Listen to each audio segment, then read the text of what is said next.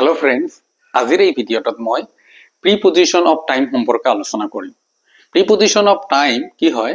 আমাৰ in, on, at, since, for, during, within, till, from to এইকেইটা আমি সাধাৰণতে প্ৰিপজিশন ব্যৱহাৰ হোৱা দেখা যায়। ঠিক আছে? তো আজিৰ এই ভিডিঅ'টোত মই প্ৰতিটো ডিসকাস কৰিবলৈ চেষ্টা কৰিম। তো আশা কৰোঁ তোমালোকে ভিডিঅ'টো চাই ভাল পাবা। যদি ভাল পোৱা লাইক আৰু শেয়াৰ কৰিবা আৰু শেষলৈকে চাবা। মই পাৰিলে কেইটামান এক্সাৰসাইজ কৰিব দিম। ঠিক আছে? তো প্ৰথমতে আমি ইন, অন, এট এই তিনিটা ডিসকাস কৰিম। তো ইন, অন, এট যদি আমি আলোচনা কৰো তো আমাৰ দেখা যায় কেনেকুৱা হ'ব?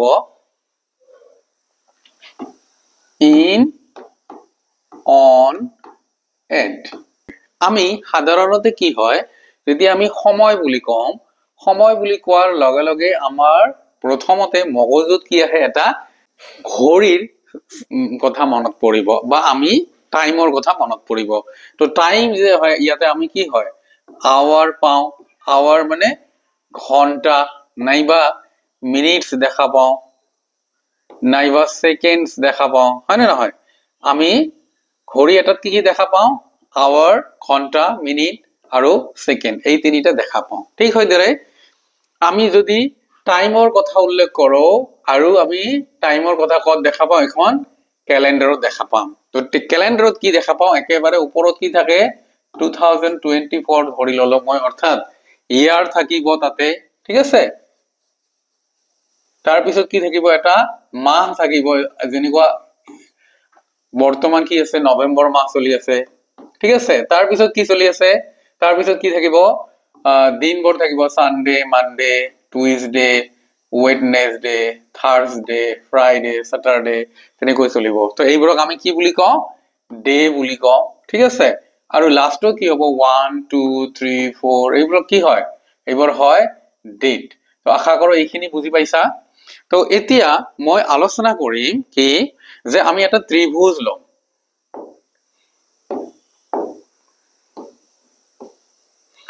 এটা আমি কি ললো?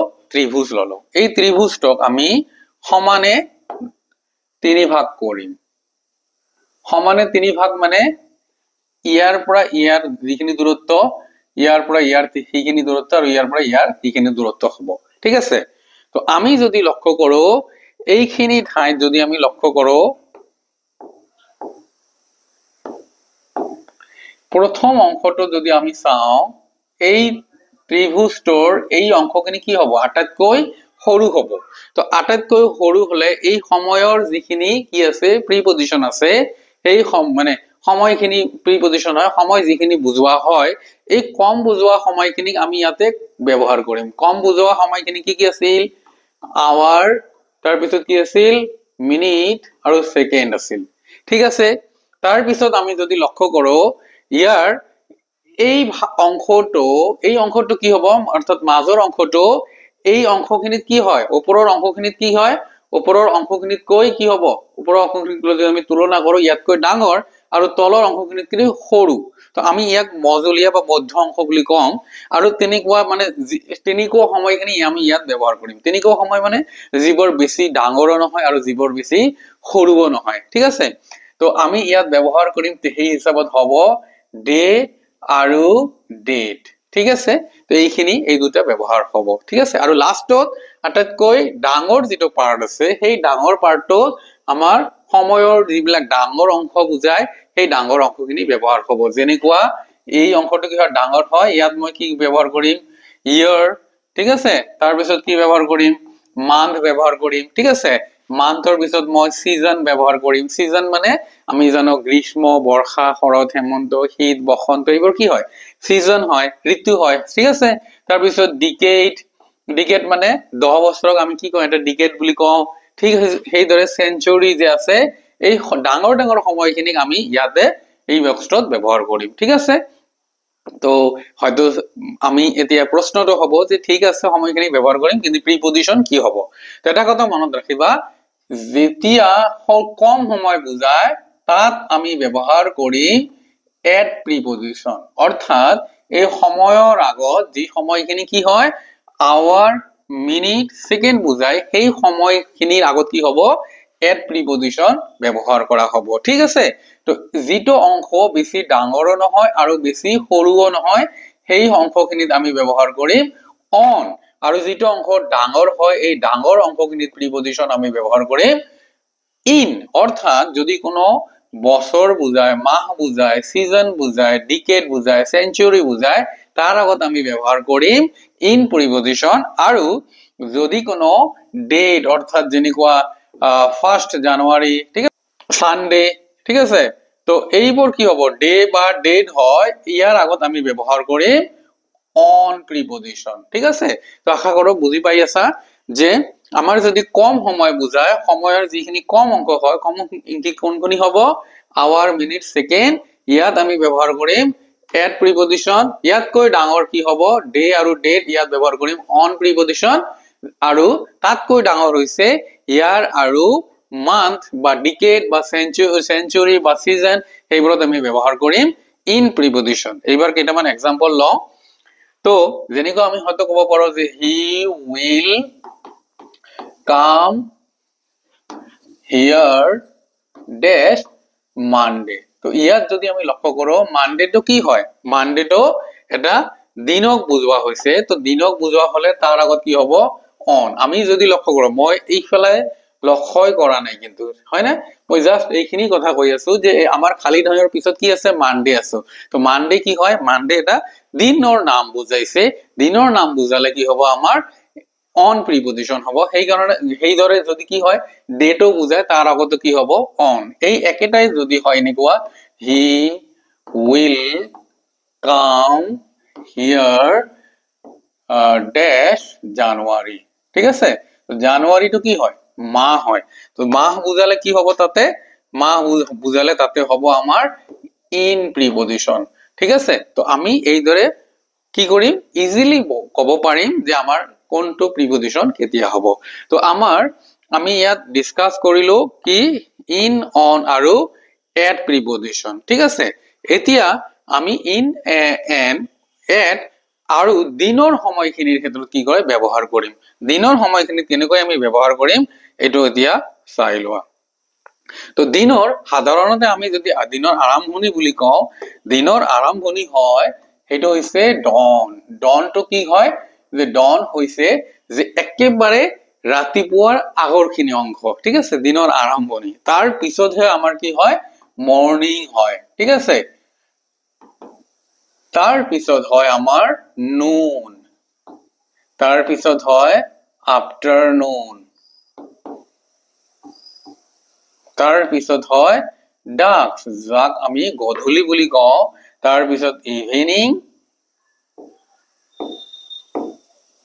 আৰু লাষ্টত হে নাইট হয় ঠিক আছে তো নাইটৰ পিছত আকৌ আৰম্ভ হ'ব কি ডন ঠিক আছে আশা কৰো বুজি পাই আছা এই সময়খিনি এতিয়া কোনটো সময়ৰ আগত কি প্ৰিপজিশন হ'ব তোমালোকে চাই লোৱা আমি জানো ডন ইয়াৰ আৰম্ভণি এটো কি হয় দিনৰ আৰম্ভণি হয় আৰু এই সময়খিনি কেতিয়া বুজাব যেতিয়া সূৰ্যটো উঠা উঠা অৱস্থা হৈ আছে আৰু এইফালে এই উঠা উঠা অৱস্থা হৈছে আৰু এইফালে ৰাতিটো শেষ হোৱা মুহূৰ্ত হৈ আছে ইমান কমখিনি এই কমখিনি সময় কি কৰা হয় ডন বুলি কোৱা হয় তো আমি বুজি পালো ডন যেটো আমি অসমীয়াত দোকমোকালি বুলি কওঁ এই সময়খিনি বহুত কম সময় বুজায় তেনেহলে বহুত কম সময় বুজোৱা হলে তাৰ আগত আমি ব্যৱহাৰ কৰিম এট প্ৰিপজিশন ঠিক আছে আৰু তাৰ পিছত আহি যায় আমাৰ মৰ্নিং মৰ্নিং কেতিয়া হয় এটো হয়তো 5টা বা 5:30 ৰ পৰা আৰম্ভ কৰি আমাৰ নেক্সট আমাৰ 12টাৰ আগলৈকে আমি কি বুলি কওঁ মৰ্নিং বুলি কওঁ তো তেতিয়া হলে মৰ্নিংটো কি হয় এটা বহুত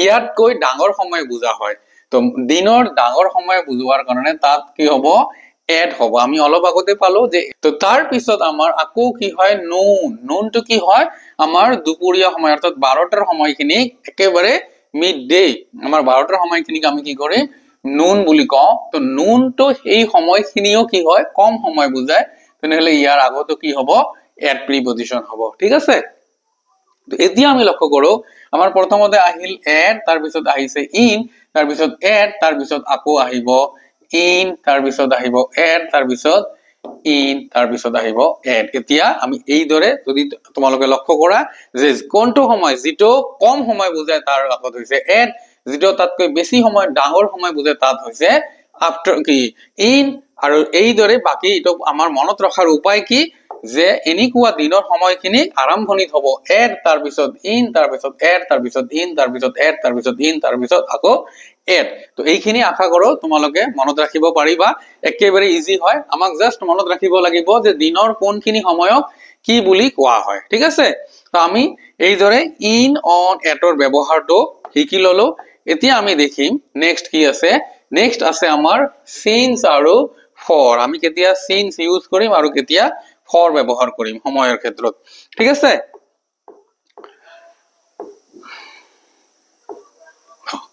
ইয়াতে কি হইব এবাৰ সিন্স আৰু ফৰ ঠিক আছে তো সিন্স কেতিয়া হ'ব সিন্স আৰু ফৰ আমাৰ এখাৰ কথা মনত ৰাখিব লাগিব এই দুটাই আমাৰ প্ৰেজেন্ট পাৰফেক্ট কন্টিনিউয়াস টেন্সত ব্যবহাৰ কৰা হবে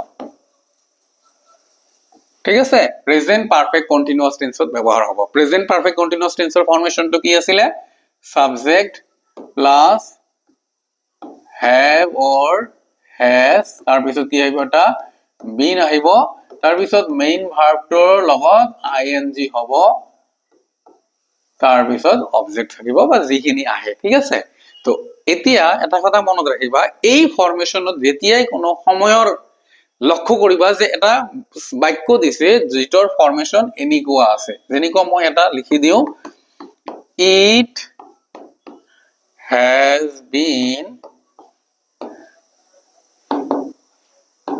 raining dash Monday ঠিক আছে তো ইয়াতে কি আছে আমাৰ আমি যদি লক্ষ্য কৰো ইয়াতে কি আছে has been মেইন ভাৰ্বৰ লগত ing আছে ঠিক আছে তো এনেকুৱা যদি কি হয় প্ৰেজেন্ট পাৰফেক্ট কন্টিনিউয়াস টেন্সত হয় তো তেতিয়া আমাৰ মনত ৰাখিব লাগিব হেটো হয় সিন্স হ'ব নহয় ফৰ হ'ব তো এই বাক্যটোত আমি সিন্স বহুৱাম নে ফৰ বহুৱাম কেনেকৈ বহুৱাম মই এটা ট্ৰিক শিকাই দিম মই আগত শিকাই দিও তোমালোকে নিজে এটো কৰিব পাৰিবা সিন্স কেতিয়া হ'ব আৰু ফৰ কেতিয়া হ'ব মনত ৰাখিবা যেতিয়াই কোনো সংখ্যা বুজায় কি বুজায় কোনো সংখ্যা বুজায় অৰ্থাৎ নাম্বাৰ বুজায় সংখ্যা বুজালে হ'ব আমাৰ তাতে ফৰ ঠিক আছে আৰু সংখ্যাৰ বাহিৰে যদি অইন কিবা বুজায় তেতিয়া হ'ব আমাৰ সিন্স ঠিক আছে তো আমি ইয়াত লক্ষ্য কৰো ইয়াতে কি আছে মানডে আছে মানডে তো কি হয় সংখ্যা নহয় দিন হে হয় সংখ্যা নহয় তেনে হলে মই ইয়াতে লিখিব পাৰিম সিন্স ঠিক আছে তো তোমালোকৰ হতে এটা কোশ্চেন হ'ব পাৰে sir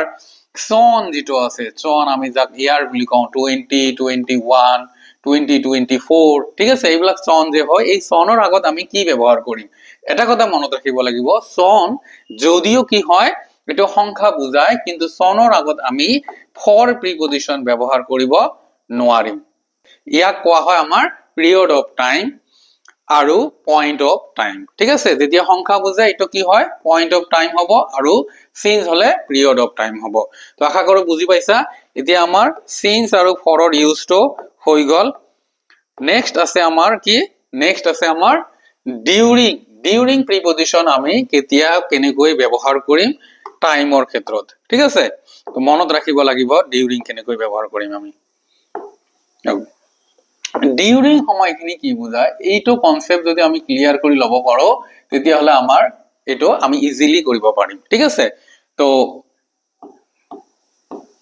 he stayed in Guwahati dash puja vacation ঠিক আছে কি কলো যে মই বাক্যটো যে he stayed in Guwahati যে ই গুৱাহাটীত কি কৰিছিলে পূজা ভেকেশনৰ সময়ত থাকিছিলে ঠিক আছে তো পূজা ভেকেশন ধৰি ললো 2 তাৰিখৰ পৰা আৰম্ভ কৰি কিমান হল 8 তাৰিখ লৈকে চলি থাকিল এই সময়খিনি এটা লং পিৰিয়ড হয় ঠিক আছে তো এনেকুৱা যদি এটা কোনো এটা পিৰিয়ড বুজায় এটা সময় বুজায় যেনেকুৱা সামাৰ ভেকেশন 1 জুলাইৰ পৰা আমাৰ 31 জুলাই লৈকে কি থাকে চলি থাকে তো ঠিক আছে তেনেকুৱা এটা সময় এটা আৰম্ভণি আৰু শেষ এটা থাকে ঠিক আছে তো তেনেকুৱা সময় বুজালে তাত আমি ব্যৱহাৰ কৰিম ডিউৰিং প্ৰিপজিশন ডিউৰিং মানে ধৰি বুজায় যে পূজা ভেকেশনৰ সময়খিনি কি কৰিছিলে গুৱাহাটীত আছিলে বা থাকিছিলে আমাৰ এইবাৰ নেক্সট প্ৰিপজিশন কি আছে এটো চাই লও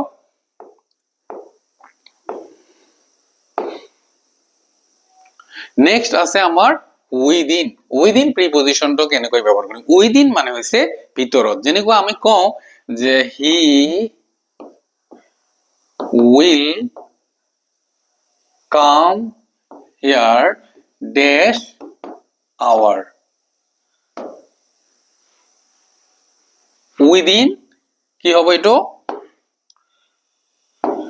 he will come here তেও ইয়ালৈ আহিব dash 1 hour মানে 1 ঘন্টাৰ ভিতৰত ঠিক আছে 1 ঘন্টাৰ ভিতৰত তেও ইয়ালৈ আহিব এই যে ভিতৰত বুজাইছে তেতিয়া হলে তাৰ আগত কি কৰা হয় within প্ৰিপজিশন ব্যবহাৰ কৰা হয় আশা কৰো বুজি পাইছা আৰু সহজতে বুজিব পাৰিছা আৰু ঠিক হেইদৰে till তো কেনেকৈ বুজায় till মানে লৈকে he will stay here he will stay here তেও ইয়ালৈ কি কৰিব ইয়াত থাকিব dash 4 pm তেও কি কৰি আছে তেও 4টা লৈকে ইয়াত থাকিব 4টা লৈকে ঠিক আছে কিন্তু যেতিয়া লৈকে বুজায় তেতিয়া আমি কি কৰো তাতে till প্ৰিপজিশনটো ব্যবহাৰ কৰো ঠিক আছে আমাৰ লাস্ট আছে কি from to from dot dot to ঠিক আছে from মানে যে পড়া to মানে কি লৈ অর্থাৎ আমি কেনেকৈ ব্যবহার কৰিম এটো তাতে দুটা প্ৰিপজিশন ইউজ কৰিব দিব যেনেকুৱা